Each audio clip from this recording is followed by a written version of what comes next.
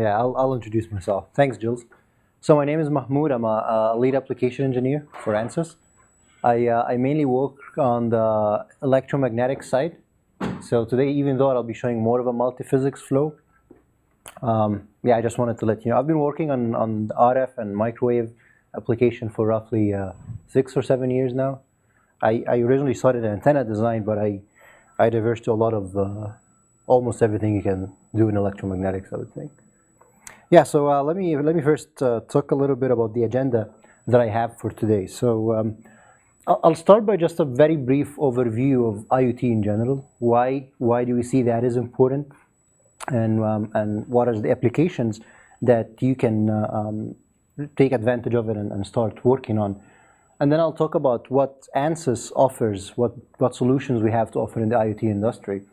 And then instead of talking about products and talking about physics, I'll show you some examples. So I prepared 5 different examples. I have a case on industrial IoT, another case on a commercial. I have also a biomedical IoT example, and another example, more of a military example from small satellites, but still IoT is pretty big in that domain. And finally, a communication example for high-speed communication, WiGig example, which is a pretty hot topic nowadays. So let's start with IoT. So this is the biggest trend in the high-tech industry nowadays. There's a lot of surveys out there that one of the most surveys I like is shown here, that actually estimates that by 2020, the number of connected devices to the internet compared to the people is increasing tremendously. So now we're roughly in that area, we're 2015, where for every 7 billion people, we see almost 25 million connected to the internet. By 2020, we're expecting for every 8 billion people, we'll have almost 50 billion devices connected to the internet, which is a huge ratio. Now, what is IoT? From its name, the Internet of Things, it's the idea of connecting everything to the internet. So the things could be a car, could be a cell phone, of course, anything inside your house, also in the industry, the workshops. All of the things that can be connected to the internet will be connected. There will be a network. That network communicate to the cloud for some data storage, post-processing, and of course the data will go back to these devices or these things, in other words. Many industries could utilize the IoT. Here we listed the main industries we have seen that could take advantage of the Internet of Things. So the first is high tech, which is shown over here. The biggest example for high tech will be wearable electronics, which I'll show you a good example on. Anything that can be where high-speed communication in general is also another part of the IoT. Automotive, of course, is another big area where IoT play a dominant role. All the cars are all the automatic vehicles, the driverless automatic vehicles that are being researched right now. This is definitely a big IoT topic that we see a lot of need for simulation for this area. Another thing is industrial IoT, which is actually a very important topic, and I'll try to talk a little bit about it. Industrial IoT, it's you can think of it as warehouses that manufactures TVs, that manufactures fridges, for example. In the future, we expect that all of these devices will have a connection to the internet, and that of course makes it a huge market. Energy, smart grid systems, and we already started seeing this, where in front of your house, instead of having someone come to read your meter, nowadays it's done wirelessly. So that's also part of the IoT. And aerospace and defense, and I'll talk a little bit about small satellite. I don't know if you heard small satellites in general, but all of the big companies are investing in small satellites ridiculously, which allows you to connect to the internet and do a lot of other stuff, and I'll talk about it in more details in one of my examples. And finally, the healthcare, which is also a very big topic. Body area networks, making sure you monitor everything on your body related to healthcare instantly. One of the nice examples I like about the healthcare is having sensors in your body, maybe in your smartwatch or in wearable, that automatically notify your doctor with anything that changes in your conditions, so he's aware of everything. He could be aware whether you take pills or not That also, there are a lot of companies actually researching on ways to make sure that the pills are taken by patients, because this is usually one of the biggest problems doctors have to face with patients. So that's another very important area that IoT could play a bigger role. So where does ANSYS fit in all of that? Well, actually, before talking about ANSYS, let me show you this slide, which I like a lot. In this slide, which was also got from one of our partners, Gartner, they try to summarize the big applications based on the largest opportunities in the IoT market. So surprisingly, one of the things that actually surprised me, the wearables, for example, you see it's actually pretty small there.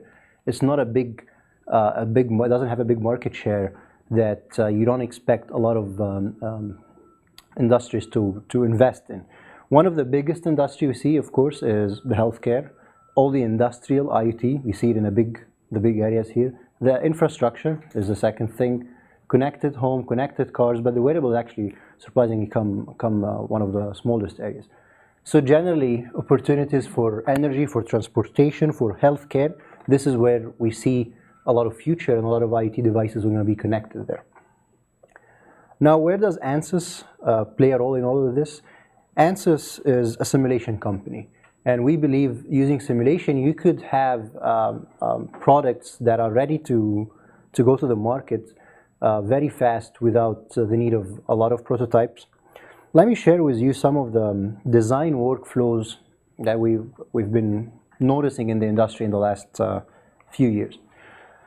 So generally, when you're working on any device, a new product, you have to do some simulation, and of course you have to do measurements. And we typically see that this is a ratio where most of engineers could spend most of their time doing measurements versus simulation, or vice versa.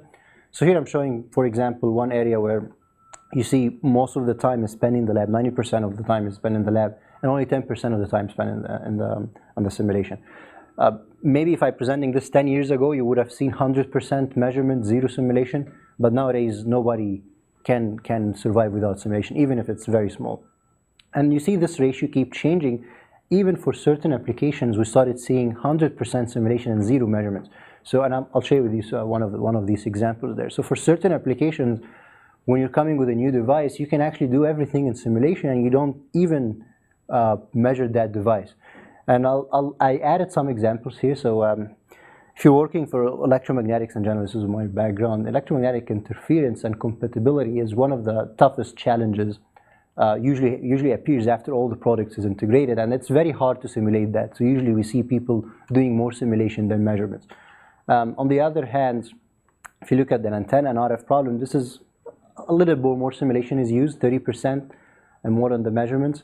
The silicon industry in general, it's huge in simulation. I would say 70% of the engineering time is spent on simulation and 30% on the measurements. The recent application that we've seen is with new devices, and usually there's an FCC approval process, and nowadays FCC started accepting simulation, so you don't even need to measure any of your devices. You can submit HFSS simulation or a finite element simulation in general to FCC, and they will approve it. And we have several papers from customers who have actually shown that. Now, generally for both flows, you definitely have pros and cons for each. For a measurement flow, one of the nice thing about it is once you measure something, you know it's going to work, so you can directly go to the market the next day. On the con side, of course, it's a more engineering side, a lot of labor. And the biggest problem I see in that flow is even if a problem was identified and fixed, you don't know the root cause for this problem, and you can just, since it's working, you'll just take it to the market. And you didn't have a time or the chance to figure out why in the first place this was not working properly. On the other hand, also simulation approach has some advantages and some also disadvantages. Of course, it reduces human time in lab, and you can explore many different options, many different designs, and you can make sure you're optimizing, you're actually getting the best performance of your device. On the con side, it's some learning curve is needed. You need to learn simulation tools. You need to use it correctly, and the famous methodology, garbage in, garbage out, where whatever you put in the simulation, this is what you're getting. And of course, this is where we can help you. This is where ANSYS could help you, either connect you with partners to make sure you're using the right material properties for your device, using the right setting for this problem. And we believe this flow eventually, with all the automation that we're adding, will be much more easier and more robust to tackle difficult problems. So in ANSYS, we believe in the concept of virtual prototyping. So if you look at this device over here, this is a physical prototype of one of the smart meters you see in front of your home. And that physical prototype, we actually created a virtual prototype of it inside simulations. And you can run many different simulations, whether it's electrical, mechanical, and even fluids. And that's what I'll try to show you in the next several slides and more of examples. Before we do that, let me quickly talk about what technologies we have in ANSYS. We divide our technologies actually in 5 different technologies. Here I'm just showing 4 areas, but there's also a 5th area. The first area is electromagnetics, where you can simulate high frequency structures. You can simulate signal integrity, power integrity. You can also do low frequency using one of our tools for electromechanical problems. Then we have mechanical products that's mainly divided into implicit and explicit solvers, where you can simulate thermal structural problems, high-speed impact, and I'll show you an example on that. And we have the computational fluid dynamics, which can simulate from single-phase flows to a multi-phase combustion on how things will be disturbed in a water if you drop something in it. We have tools to do that. And finally, we have a system product lines which allow you to integrate all of these components together and run a system simulation to predict how your device looks, would perform in real life. The 5th category that I didn't talk about is actually the Apache products, which is very focused on the chip level.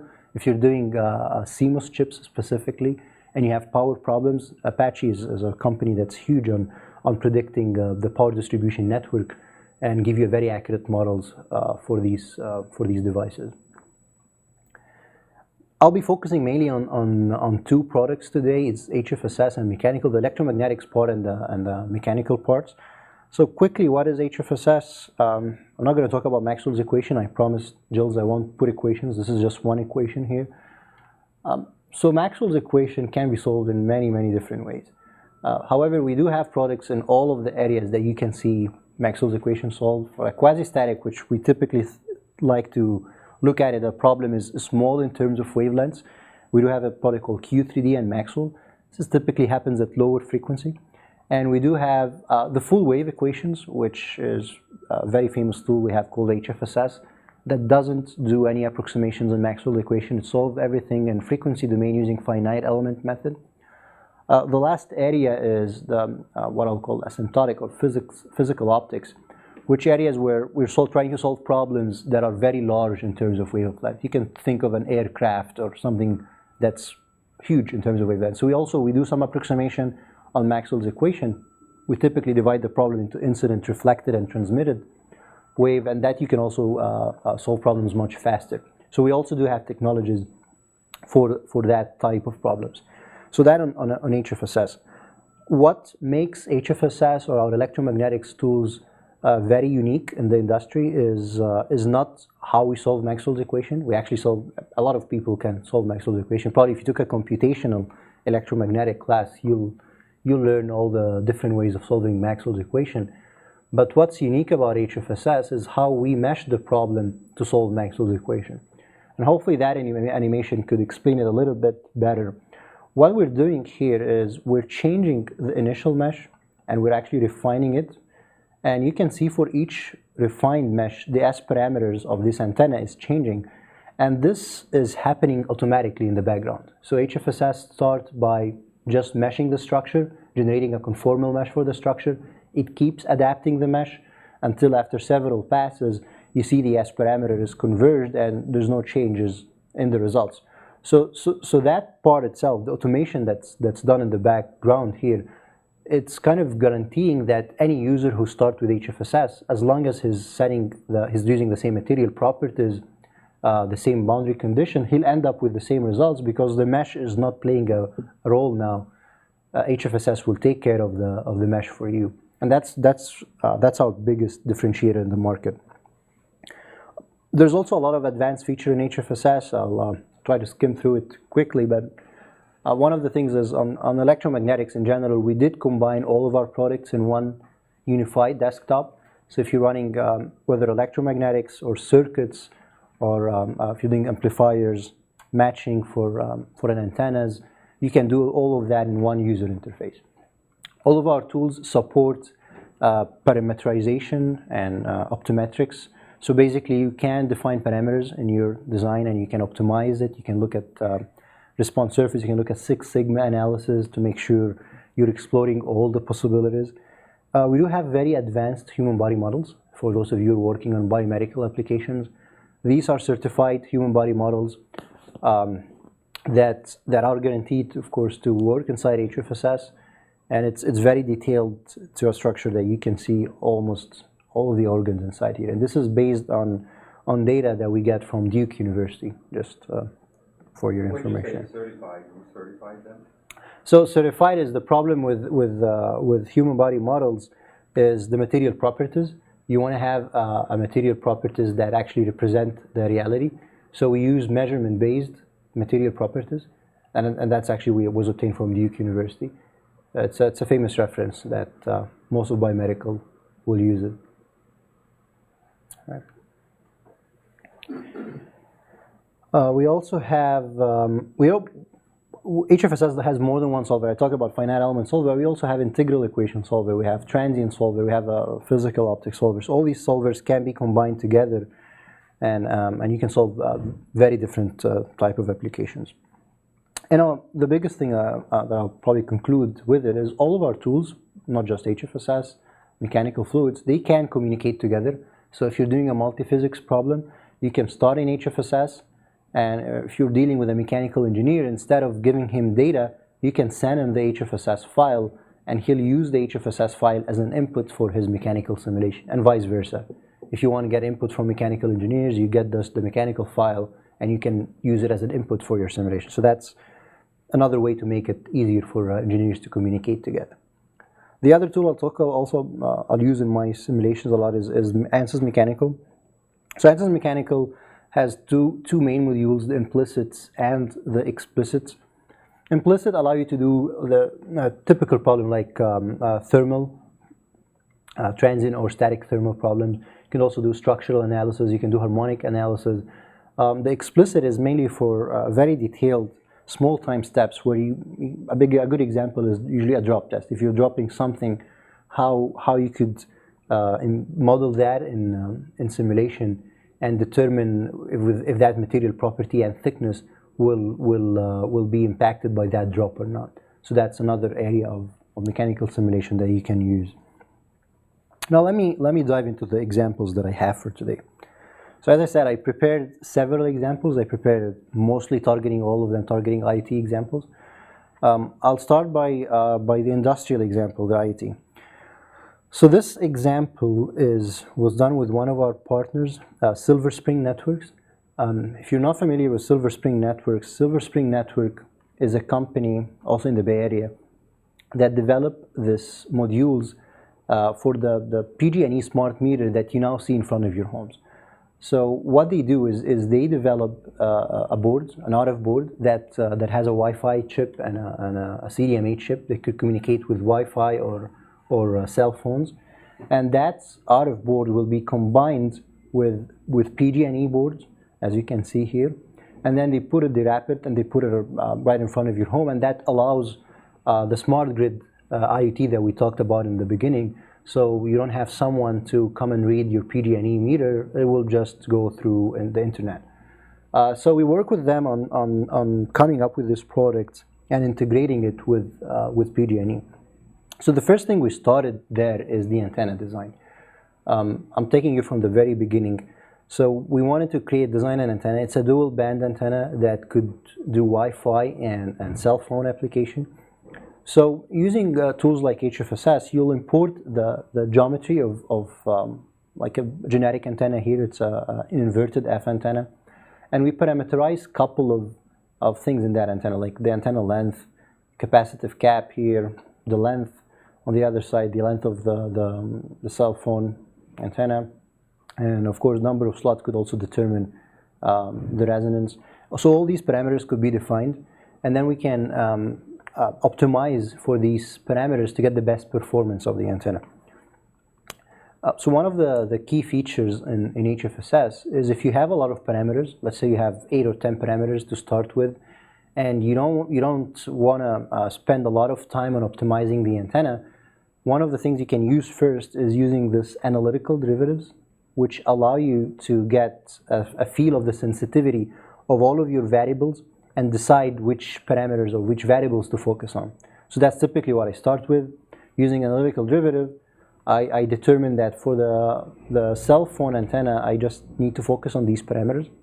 For the Wi-Fi antenna, I need to focus on those other 3 parameters. So the other 5 or 4 parameters, I don't need to even consider in my optimization, and that of course makes the optimization process much faster. So here I used one of the embedded optimizers in HFSS, which is a sequential nonlinear programming method. What it does, it's a mixture of a response surface and a gradient approach. I'm not going to talk a lot about the theory, but what it does, it keeps changing variables until you meet a convergence criteria. So here you can see I keep going up and down until it reached almost the minimum number there. So roughly after 50 iteration, that was the best performance we can get out of these antenna. So we have, and when we look at the S parameters here for both antenna, we see clear 2 resonance, one at the cell phone band and one in the Wi-Fi band. We can also look at other things like the current distribution on these antennas. We can see how the current is distributed in the low frequency, where you can see most of the current is focused in the big part, which is intended. On the high frequency, we can see the current is focusing in that small part, which is also intended. And here you can take a look at the converged HFSS mesh after the simulation is done, and you can see how it's adapted based on the small details. One of the things that we noticed in this design is the ground plane play a significant role. Typically, antenna designers, when they are simulating such antennas, they will assume a perfect ground plane. They will assume just an ideal ground plane here and put the inverted F antennas. But in reality, the ground plane will have a lot of holes because of the connections that will be connected to that PCB, and that play an important role. So that's something to keep in mind, that the ground plane will have a big impact on your antenna design.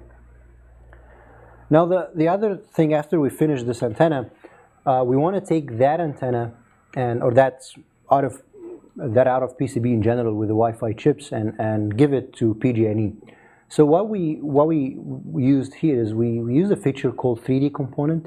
That feature allow vendors to encrypt their HFSS model, and they give HFSS model to their customers. Now the customer, once he get that HFSS model, it's encrypted and it's actually hidden, so he doesn't know what's inside it. At the same time, they can insert that HFSS model and simulate it and see how the impact of that HFSS model on their PCB. And the reason we wanted to do that is PG&E wanted to see what is the optimum location for this RF board in order not to couple with their existing PCB. At the same time, Silver Spring Network did not want to share all their information with the other vendors. So using such a feature, they could protect their IP, and at the same time, companies like PG&E could run HFSS and run simulation to make sure they are putting it in the right location.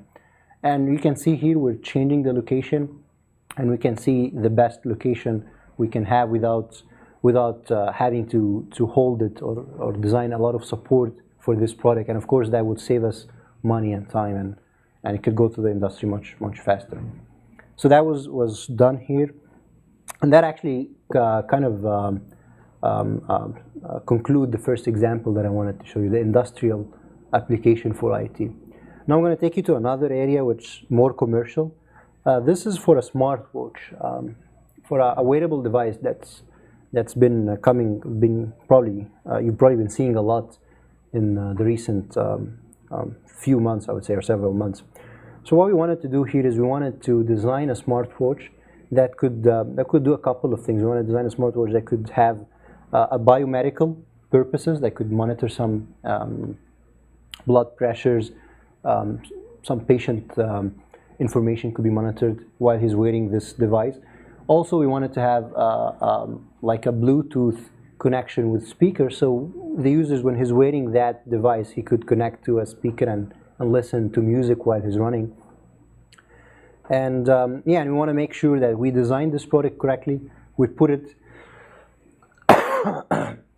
we predict how it's performing, so once it's implemented in a system, it actually works fine. So again, we started with the antennas. We typically start with the antennas for IoT products. Here we have two antennas. One is Bluetooth, the other is biosensor. We followed very similar approach for antenna design as we did in the other product.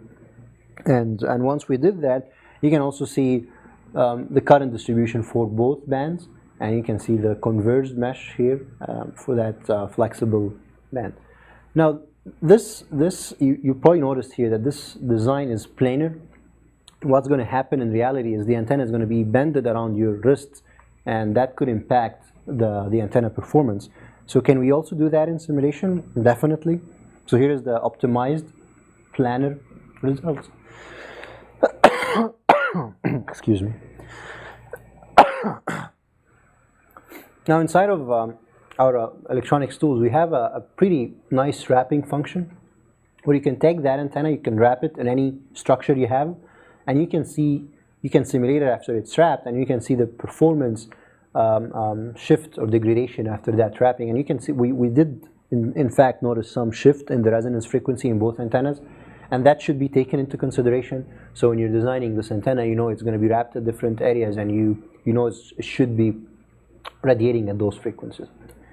So that's what we did here. We tuned some parameters to make sure the antenna is working correctly. What we did after that is we wrapped this antenna on a human body hand, so we can predict how it's going to radiate after adding the human body model. And we also saw another shift, and that definitely should be taken in consideration. And the radiation pattern after integrating on the hand also was impacted a lot. What happens is the hand acts like a ground plane. It reflects a lot of energy towards the surface, and it's actually good for us. We want that. But anyway, just to show you. Now here's another multi-physics idea that we thought of trying here. So the user experience is pretty important here. We want to make sure that the user, once he wears that electronics, he's feeling comfortable. And one of the things that most of electronics devices tends to do is it heats a lot after operating for several minutes, probably several hours, I would say. So can we simulate that? And the answer is probably we can. So what we did here is we're using HFSS to compute all of the RF losses in the problem, assuming certain chips is excited, and then we map that losses as an input for a thermal analysis, and we can predict exactly the temperature at the bottom of the watch, so the user, and we can see if the user is going to be comfortable or not. And after doing that, we noticed that after exciting a lot of chips with a decent power, it probably took 500 seconds to reach 40 degrees, which we thought 40 degrees is the point where the user will start feeling uncomfortable. But it's still, so it's definitely possible to reach that level of temperature, but we need all the chips to be active there, and that's probably something that's not going to happen a lot during the usage of the word. But this is something also to keep in mind.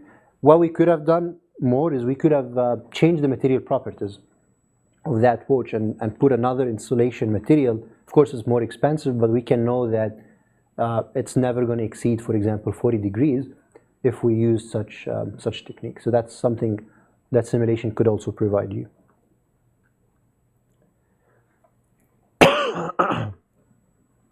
Now we wanted to simulate that product in a realistic noisy environment. So what we did is we assumed kind of a usage model for that device. So we thought this is how the user would be using. He's wearing a smartwatch. He want to communicate, let's say, listen to a Bluetooth that's just inserted on top of his head. And let's say there's a couple of noise sources in the environment. This could be a cell phone placed near to their structure, a laptop, antennas. And what we did is this slide, I just want to show you the methodologies we use here. So for the antenna itself, we use the full wave solvers, which I talked about earlier, HFSS. For combining all the PCB antenna, we use the hybrid techniques where we take advantage of integral equation in certain areas and finite element for detailed structure. And for the bigger problems, we use the asymptotic technologies, which allow you to simulate pretty large problems in very short time. So if you want to simulate a room or something, this would be an ideal scenario. So back to the example, what we did here is we went to the noise source. We kept increasing the level of the noise source from -80 to almost -20. And here we put a receiver circuit for the Bluetooth and a transmitter circuit for the watch. And we wanted to see at what level, at what noise level, the Bluetooth is basically not receiving the signal because of the noise. So we started by adding a -40 dB level noise. So you can see this is the received signal, and this is the received noise. It's pretty big difference, almost, yeah, the difference is pretty huge here. So you can definitely receive the signal. Increasing the noise, you can see the noise start increasing more and more. We went almost all the way to -10 dB level of noise, and you can still see roughly maybe 15 dB difference between the received signal and noise, which tells us that we could still receive signal at that high level of noise. One of the things that I was curious of trying is, instead of using just a designed antenna here, I could use one of the ceramic antennas that you can buy on the shelf. So I integrated that antenna, and I removed this antenna. And one of the things I ran the same analysis again, and you can see at high level of noise, the noise actually is almost the same level of the transmitted signal here, which would definitely mean that you will not be receiving the desired signal at that level of noise. Of course, you can work around it by making sure you have a good matching circuit, a good radiation characteristics of this antennas, but that tells you that in general, using simulation or designing antennas yourself could make sure you have a device that could handle much more noise in a real environment rather than just using on-the-shelf component. So that also, I think, will conclude the second example that I have here. Just some animations showing electric and magnetic field under different excitations. Yep. So for the quantum electric antenna, you are supposed to be using negligible mix. Yeah. And this one, when you show, so it works like from 2, you have 2 different antennas, from 2.4. Oh, this was 2.4. So this was not the biomechanical. This was just testing the Bluetooth model. So the components that you pull in, they're just, obviously you're not going to design all the components yourself. You're going to reuse as much as possible. Yeah. So what you do, you pull in the PCB. It's a very good question. Yes. Yeah, we do have links with PCB tools. So whatever your design tool is. In this case, I was actually using Eagle, but you can pull Eagle files, you can pull Cadence file, you can pull Mentor graphics files, whatever you have your PCB, you can pull it in. And later on, I'll show you, even on the chip side, you can pull the chip data directly in HFSS. So in ANSYS in general, we believe in what we call OpenCAD format. So we work with all the vendors to make sure that whatever data you're working with, you can bring it inside HFSS or ANSYS easily. So yeah, here I used Eagle to answer your question. Yep. All right, then let me move to another example. Now this is a biomedical example. This is one of my favorite examples. It's purely very mechanical oriented, so I might not be able to answer all the questions, but I'll give you an idea what we're doing here. So in this example, we work with one of our partners in Switzerland, actually, and this is an IoT, biomedical IoT example to tackle astigmatism problems, and specifically laser operations. So astigmatism in general, just a pretty quick overview about it, is the eye, the cornea of the eye is not shaped perfectly, and that will cause the focusing of the light rays to be not in the exact position that you wanted, and then the patient starts suffering from astigmatism. So a pretty easy treatment for astigmatism is a laser surgery, where the patients will undergo this scenario over here. and the doctors or the physician will make sure they make small incision in the cornea so that the cornea shape change, and then it could focus the pressure or focus the light in the right location. Now, how generally do doctors do this today? They do it based on suboptimal outcome. Every patient will have different cornea deformation, and it's hard for doctors to predict that directly. So what they do is they use the statistical approach, where they say, for example, this patient, if his seeing is like 6/9, then 90% of the time, if I just make a small cut in this area, he'll be fine. On the 5%, he might suffer, but this is from statistics, we know that this is the right answer. Now, how can we help here? Simulation, of course, could help here. We could do a patient-specific finite element simulation on the fly so that the doctor could determine exactly which position he needs to cut. So this is a huge problem, but what we're doing here is we're looking at the cornea over here, and in finite element, actually we won't be solving finite element here, we'll be solving an inverse finite element, and I'll talk about the details later. But the idea is that the physician in his surgery, he'll do a quick scanning of that patient, and then material properties will be imported in the background. Simulation will also run in the background, and then the data will come to the physician, and he can decide if that cut is appropriate or not. If not, then he can try another one, and that should be also very fast, so he can do it quickly. So how to enable that? We'll need to do a few things. We need to have the simulation technology to do that, in which we already have ANSYS Mechanical to do a structural problem. And we need to, what we did, we created a very small user interface for doctors that's very easy to use. We don't want doctors to learn finite element, that's for sure. But we just want them to look at pictures and determine if that cut is good enough or not. So that user interface will appear at the doctor's side. He'll choose the cut location based on his experience, and then connecting to the web, and then of course servers, we'll run a bunch of simulations pretty fast. So we wanted to give him the results in minutes. This data will be updated on his screen, and it tell him if that cut is appropriate or not. If not, then he can try another cut, do another simulation, and see if it's appropriate or not.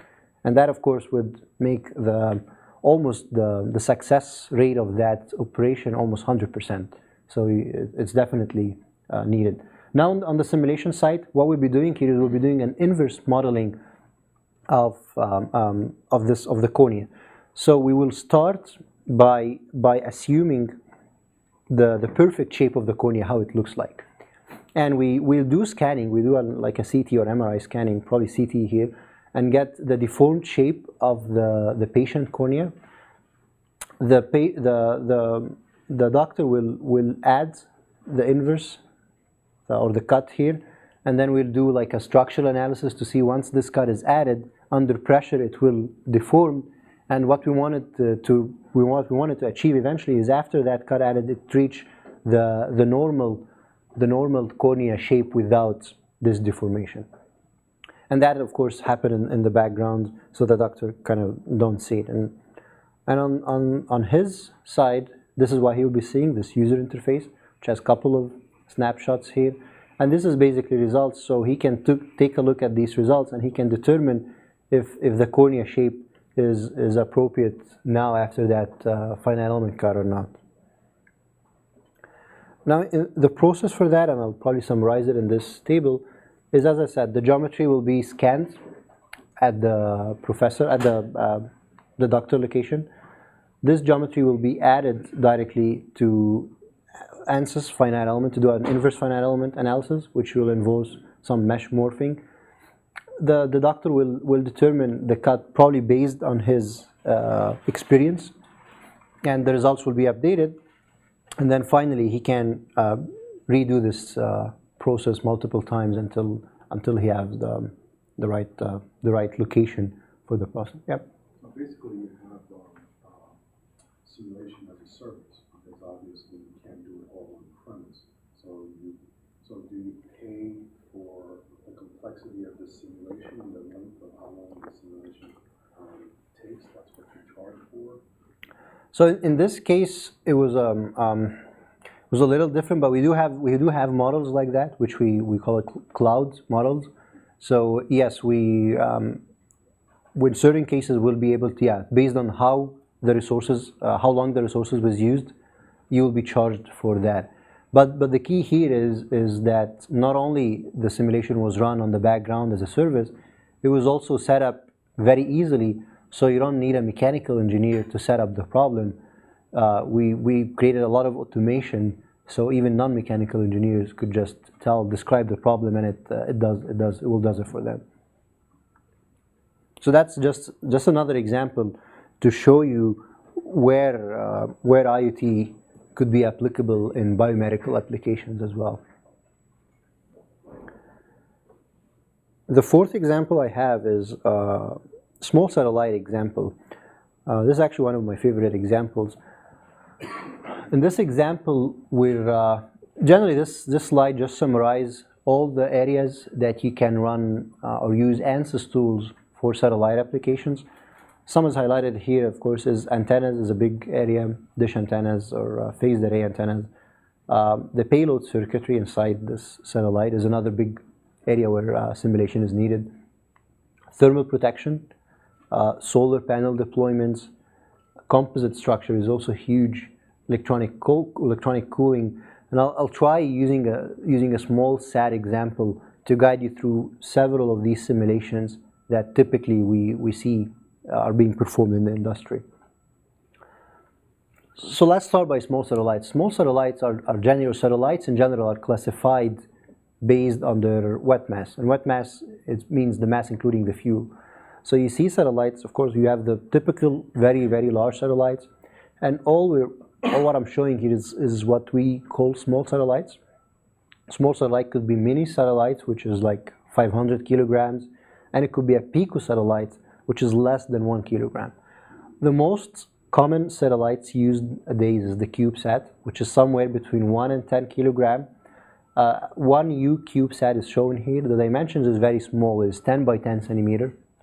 We typically cascade those CubeSats either in on like a 3U structure where you have a 30 by 10.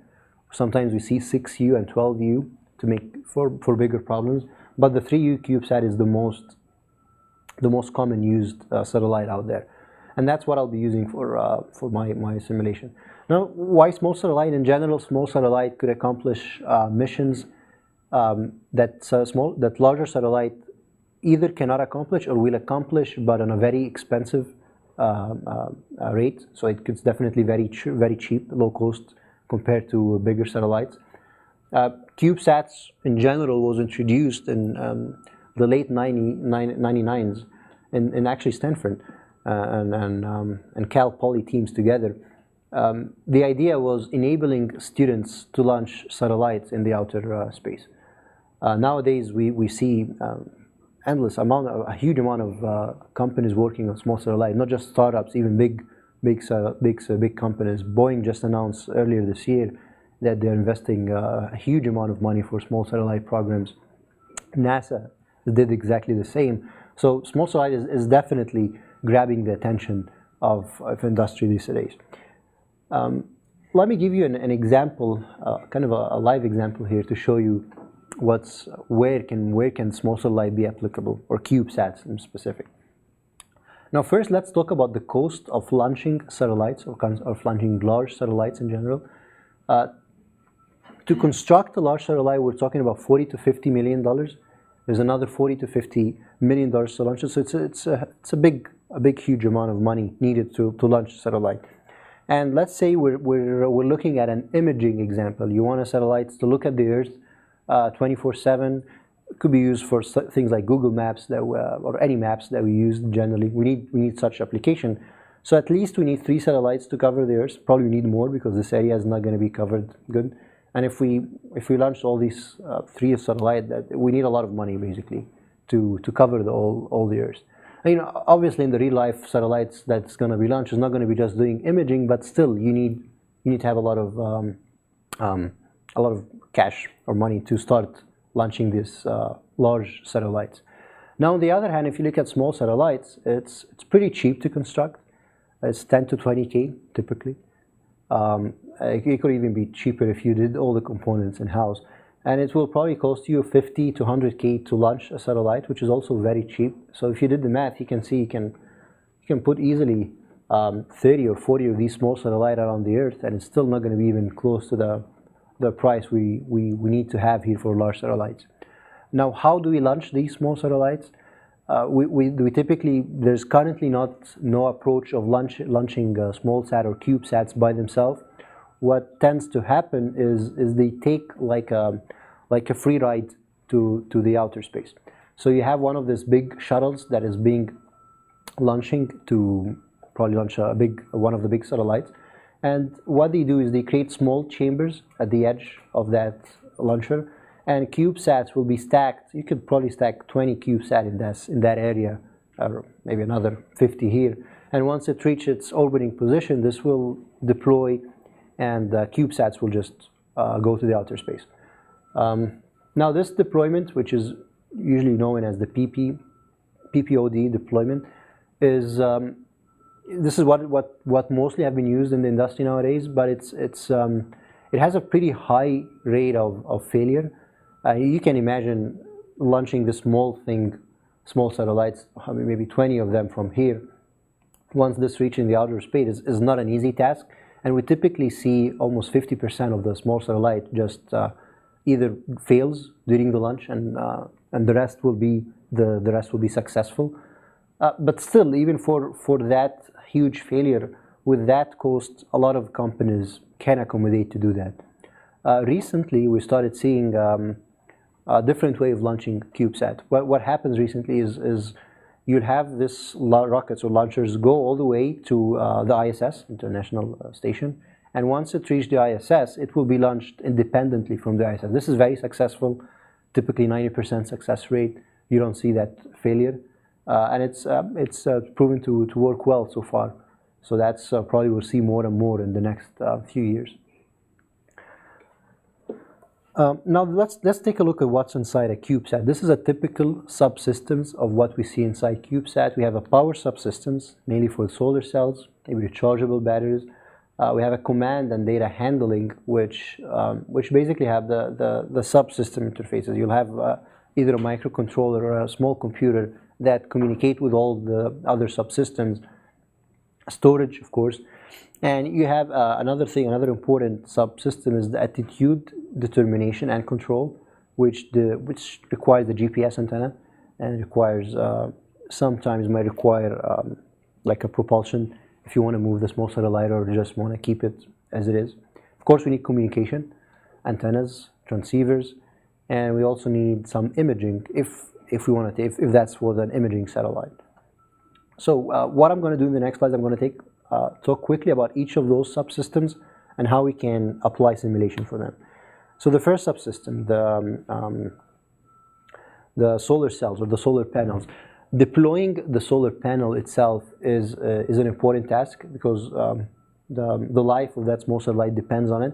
So you can use ANSYS Mechanical, especially the implicit, to make sure that the hinges could handle these forces to open, and if you want to open that several times, let's say.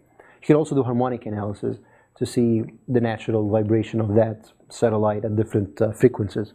So that's one of the key things that you can use ANSYS Mechanical early in your design for these solar panels. Now I'm going to move to another area. I'm going to move to the communication subsystem. The communication subsystem, the antennas, is very important, and one of the key challenges we have with antennas is we need an antenna that provides a very high gain and also very reliable in the outer space. So NASA actually proposed this antenna. Actually, it's working. It's out there. What it does, it's a pretty it's like a deployable antenna, deployable reflector.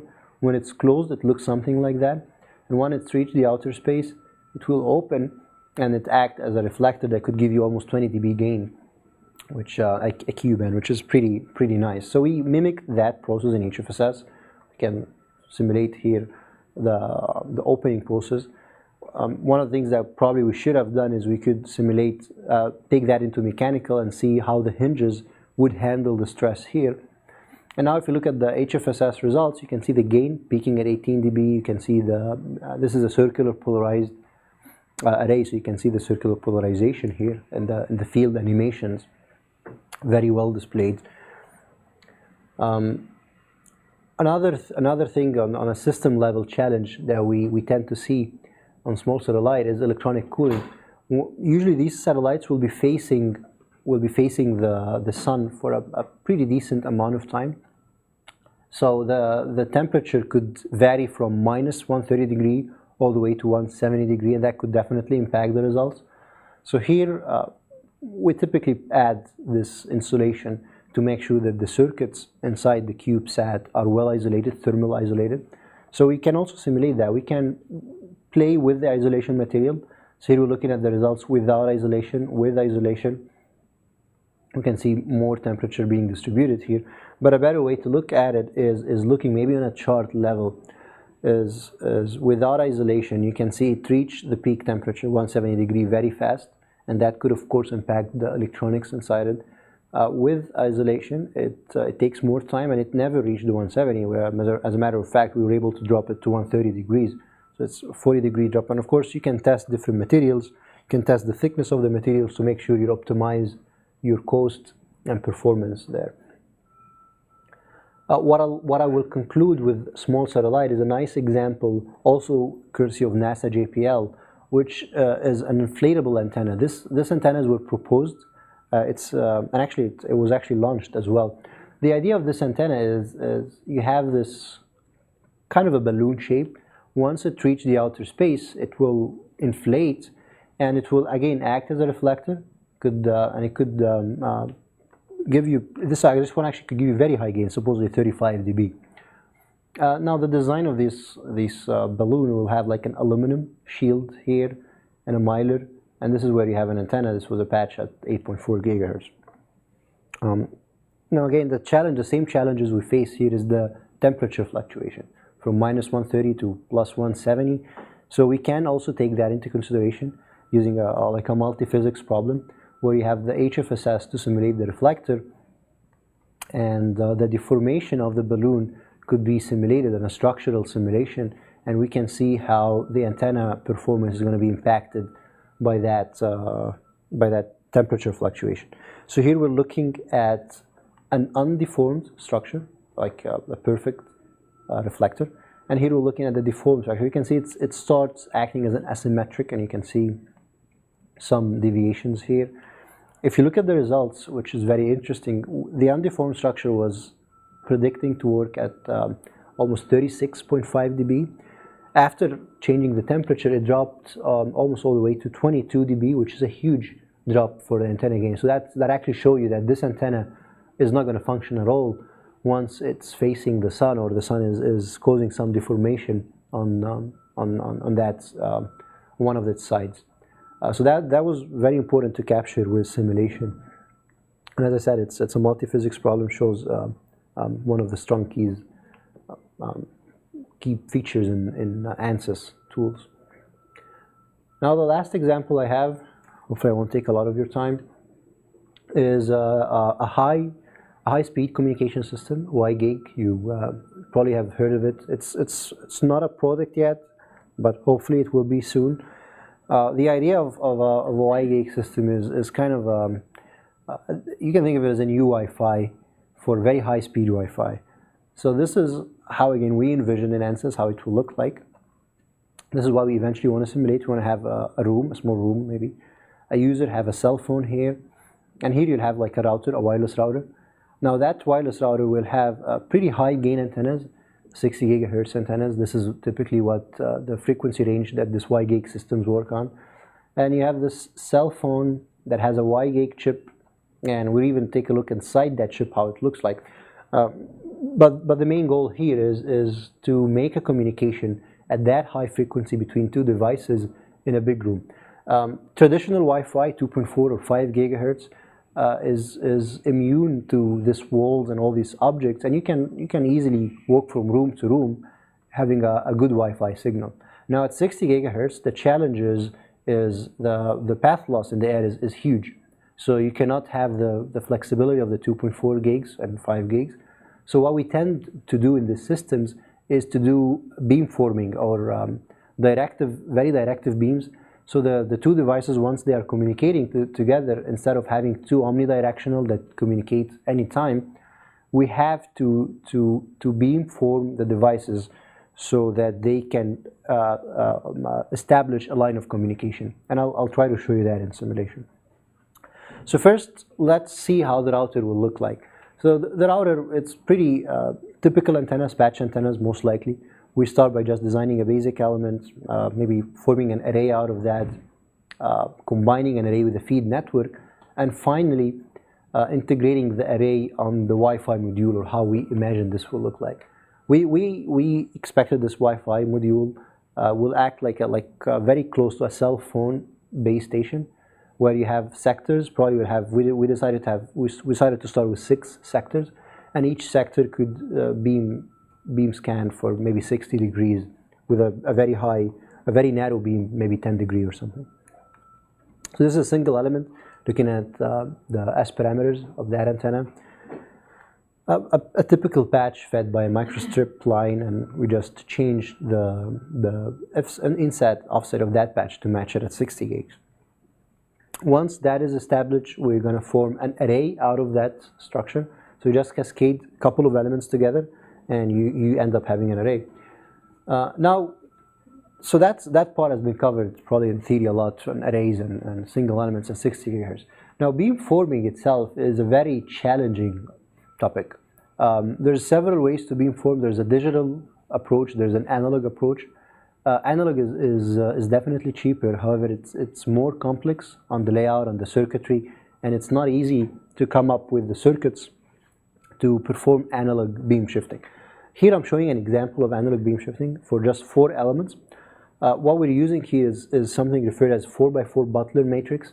If you're familiar with it, the idea of that Butler matrix, it's all passive circuitry, and just by changing which port you're exciting here, the phase will automatically change at this antenna, and you start seeing the beams forming. You can get almost 15 different possible shapes with a 4x4 matrix here. So far we've seen example for a successful 8x8 Butler matrix. I haven't seen 16x16. I'm guessing it will be huge, but this of course takes a lot of surface area on the device that you're working with, and it might not be easy or flexible for users to add that inside their devices. So what we tend to use is a digital approach of phase shifting, which involves just adding an active circuitry before the element. So instead of having the Butler matrix here, we'll just have small components here that will control the phase and the amplitude of the input signal going to that port of the antenna. And that is controlled by a digital signal processing algorithm, which is typically part of a CMOS chip connected to that array here. And that's the most common used one. As I said, it's more expensive, but it's still very flexible and applicable for many different arrays. So this is what we ended up doing then. And here I'm just showing you the last part of after the array is done. This is the antenna array, and integrating the array on the platform here. And here again we use the hybrid techniques to speed up the simulation.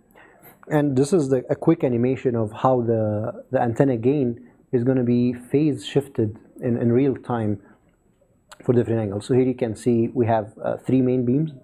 I'm just exciting 3 of the arrays there, and you can see you can get the beam, especially for here, you can get it from almost -30 to +30. So that actually is not the very challenging part of the Wi-Fi module. The most challenging part is on a cell phone or on a wearable device or electronics, how you can make a beam forming antenna array in a very small area.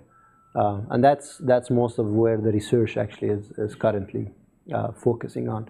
So here again, we start with a basic antenna, and then we synthesize an array, and then we integrate an array on a module cell. So you can see that even that array, it's pretty large area from the cell phone. So it might not be easy even to integrate, but that's still it's a pretty decent area for a 16 element array, and I'll talk about it later. So this is a unit cell again. Here we used I actually used a reference, one of the papers here in the IEEE transaction. This is a pretty good unit cell. We were able to get 7 dB out of that unit cell. This is also pre-wideband at 60 gigahertz, and you can do a lot of things with it, and I'll show you in the next slide. So the unit cell, after it was designed and tuned, we integrated in a 16 element circular array. So instead of using a traditional linear array or planar arrays, here we decided to go with circular arrays, which actually is very flexible for the 60 gigahertz application, and I'll tell you why. So here, for 4 elements, we were able to scan easily 30 degree from, and I'm showing the scan angle there. Here I'm showing the coupling matrix, the return loss, and the coupling between the other elements. Now here's an animation of how this antenna would work. So it's very flexible, as I said. If you excited the 16 elements, for example, at the same time, no phase shifting, you can get a very directive beam in a broadside manner. But typically what tends to happen is you divide this antenna into sectors. So you have 16, you'll work with 4 elements. Those 4 elements, you can beam form them or beam steer them, as you can see here. If I excited another 4, this beam will look differently. I can even excite totally different to opposite 4 or 6 antennas. You can get totally different shapes. So it's very flexible on how the amount of shapes that you can get. One reference said that this 16 elements probably can get close to 1,000 different pattern shapes that a DSP algorithm could scan through and decide which beam or which element would be better for that communication. So now we finished the part of talking about the 2 systems. The last thing is just integrating that in the cell phone. So here I used an ANSYS cell phone model where it has a couple of modules, and this will be the Y gig module. In reality, here I just talk about 60 gigahertz, but in reality we wanted to integrate that with the 2.4 and 5 gigahertz, because the chip will have all of the 3 connected together. But anyway, now the challenging part is taking that in a real room environment and see how it's going to work. And this is where we used one of the tools that recently acquired by ANSYS. It's called Savant. It's a nice tool for like a ray tracing approach for solving very big problems using approximated Maxwell's equations. So we assumed 2 scenarios here. The first scenario is without beam scanning. So the antenna started just pointing in a random direction, and this is the base station or the Wi-Fi, also pointing in another direction. And after scanning through different beams, this was the final beams that were decided for both modules to communicate together for best line of sight operation. And using Savant, you can actually see how the rays are going to be reflected or bounced back from the walls. So for the first case, which is not beam formed, you can see very little is reaching the receiver here. And in this case, you can see huge areas are being reflected from the first and the second bounce. If you look at it from like dB point of view, without beamforming, we're seeing like minus 83 dB, which is due to multipathing and all this rays reaching the transceiver. But with beamforming, it's minus 61 dB. Some of you might think that number is low, but to compare it, if you take these antennas in free space, we're looking at minus 59 dB without any of this surrounding structure. So this is pretty good number that could be established using beamforming. And once of course this is connected to a circuit, you can get a very decent results. So the DSP algorithm will be responsible for making sure this link is connected, and then you can use a typical transceiver-receiver approach on both modules.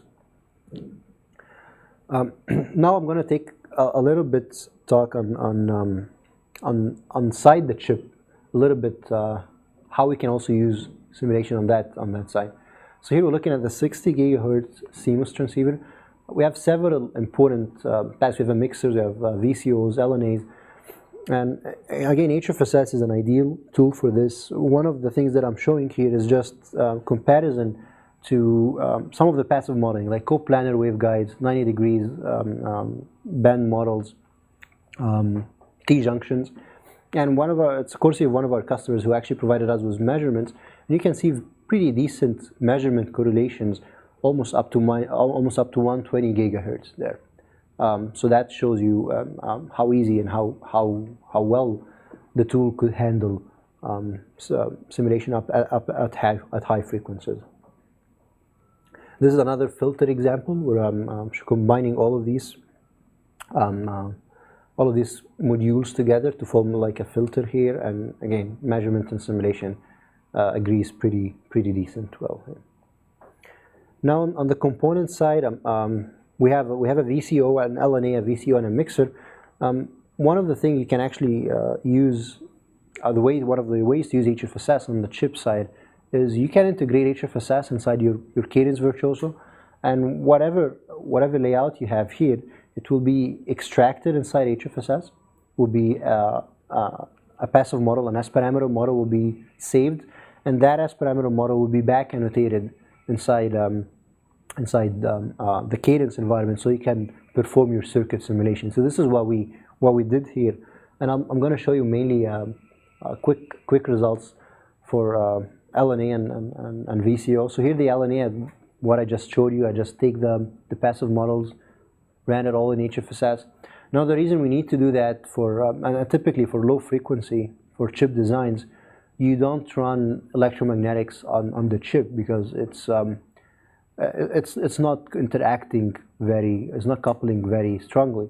But at 60 gigahertz, the coupling is severe, the transmission line itself could act as an inductor, and you need to model these behaviors using electromagnetics. So, and this is why we were showing here. So we're looking at the LNA, again, some simulation and measurement correlation. The S21 and DB, pretty decent correlation. More zooming in, this is S11, and again, a close look zoomed in on the reflection and the matching. This is the noise figure comparison, and this is the VCO simulation results. And yeah, typical results resonating after you see the time it takes to resonate, to reach the fixed resonating if you zoomed in there. And yeah, I think that pretty much summarizes all the examples I have. The last thing I like to talk about is just one slide on simulation adoption in general. So I showed you a lot of examples, and for those of you who haven't used simulation before, how easy it is to adopt such flows. It actually, I believe it's very easy. For electrical engineers, as I earlier said, all of our tools are CAD agnostics. So whether you're working on a PCB, whether you're working on a mechanical tool, whatever tool you're using, you can import it directly inside of our electromagnetics tools. We have a lot of tutorials that you can follow to start up with the problem you're interested in. From hardware, you don't need a very complicated hardware. Most of the structures that I ran here was actually run on my laptop, which is on 4-core, 32 gigs of RAM. And on the mechanical side, it's pretty the same. All of our tools are CAD agnostics. We have a lot of decent tutorials, and you don't need a huge hardware for these simulation. If you're interested in a multi-physics problem, then this is where we can facilitate the communication between electrical and mechanical engineer, and Workbench, which I talked about earlier, is going to be probably the solution here. Electrical engineers, you can focus on what you do, and mechanical engineers, you can just get the input from electrical engineers using and input it using Workbench here for a couple of physics simulation. So I think that concludes my slides today.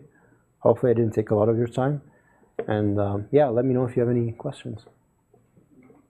Please.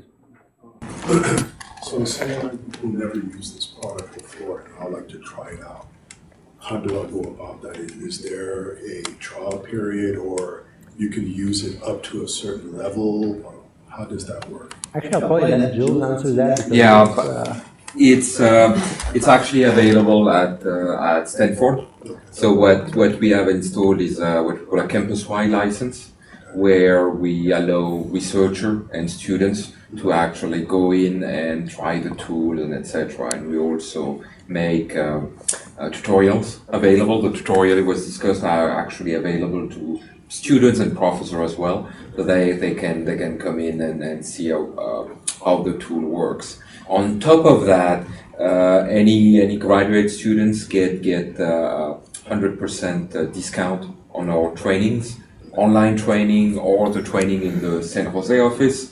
There's a little thing attached to that, which is, depending if there's space available, right? But at least for the online training, there's always space available. And a lot of the students like that because the live training are, 1 day, 2 day, or 3 days. Hard when you have classes and everything. The online trainings are 2 hours per day. So very easy. And basically, on average, one HFSS a month? Online. Yeah. So if one time is not good for you because it's too early in the morning or something like that, just pick another month and another time. So those are only available to graduates, or? That's correct, and faculty get 50% off as well. But the material is already available at Stanford as well because they have the software and everything. So there's many different ways that you can try the software. Beautiful. Thank you. Now, how was the example? Was that interesting? Anything that you saw here that you are actually working on? So antenna. Yes, I'm working sort of in the biomechanical spaces. And I was interested in the antennas and stuff like that because I'm doing also around the millimeter bands and other compatible bands for like implant and quality networks. Okay. I saw some pretty crazy. Where you, if anyone here with there's so many students there. There was an IEEE event in Vancouver a few months ago.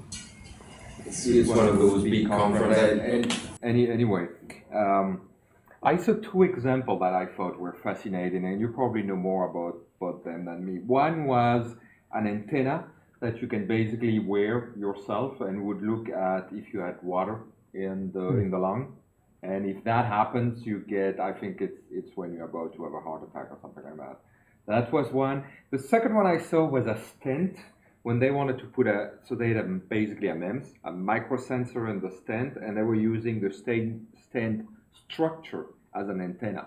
And then you just needed to put a receiver and read it. Is that example you saw as well, or? I haven't seen that one.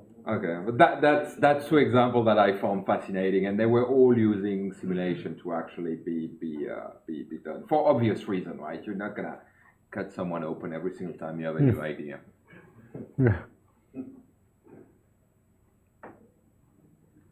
What about you? Which application are you doing, or? I'm for software engineer, so Okay. I'm not part of the Stanford, but I have interest in AT, and also I work at Ericsson. So the antenna pattern, I have been working on that in the perspective of geolocation and this kind of stuff. So it was very interesting that, to see how the pins are deforming. For us, for example, we just generalize the pin format as simple as possible because the equation that we have to apply to generate one volt is quite complex and take a long time, so you have to simplify that. And I was really interested on that in a simulation. Great. What about the rest of the people? What about you? Well, I came today just because it was an interesting subject and I thought I could learn a lot from it. I don't really know a whole lot about simulations, but I want to learn as I'm trying to do a lot of things. Being a freshman at Stanford, just learning about everything. Also, I'm here as a part of HPC, the HPC Center. And, it's a part of my education, learning about different things like this that could, help us manage supercomputers and then just manage the data transfer, things like that. So I would have been like more interested to see like the coding aspects of things, like necessarily a simulator that would check a coding program or something like that. But it was still pretty interesting. I liked specifically the antenna design because I thought it was a very intuitive idea just to run through all of that to try to see like which, I guess, measurements or which perspectives would give the best result. Any other question for Mahmoud?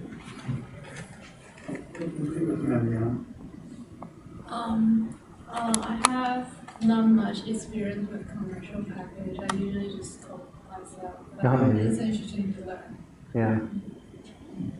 No, and that's completely, I mean, there's a lot of great tools, universities or like company-wide.